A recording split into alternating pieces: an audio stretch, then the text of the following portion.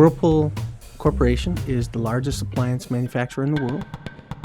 We're not only a manufacturer, but we also service about 15,000 different retailers. We then have 6,000 or 7,000 suppliers across the world. We have over 40 manufacturing facilities across the world. Each one of those then not only imports but exports products. We have about 17 factory distribution centers, about 15 regional distribution centers, and then 87 local distribution centers. And all of that is spread across the United States with multiple transportation links that go between those.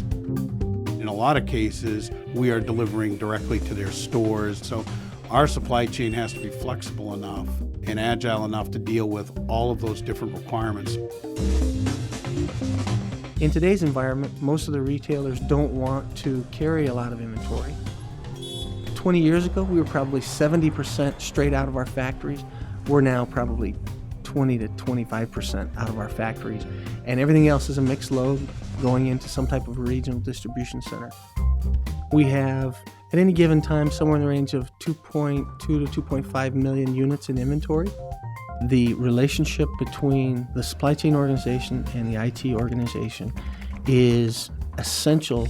I would also throw the financial area in there as well. I look forward to the day when just-in-time supply, just-in-time inventory meets just-in-time cash flow. That requires perfect information.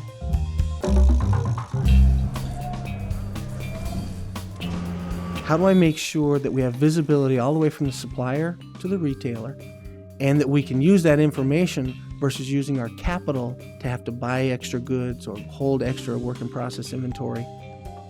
When we acquired Maytag, it was a great thing for Whirlpool.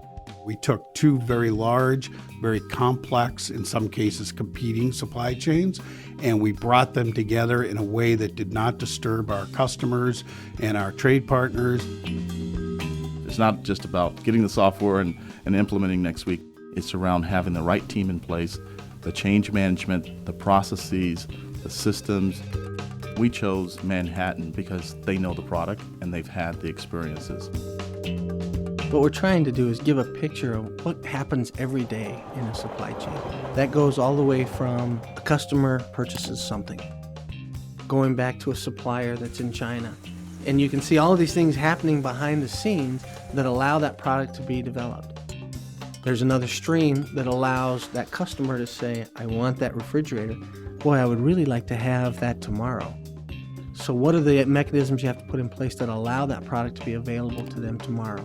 Then it gets into that final delivery space of making sure product's in the right spot at the right time, that you have perfect information, that you have the right types of trucks, you have the right types of delivery mechanisms to get it out into a distribution center close to the customer, and then a guy shows up at the door. All of those pieces happen as Mrs. Jones says, yeah, I'd like to buy that refrigerator. And so when you think about 24 hours, it's all of those elements are happening each day, 100,000 times a day.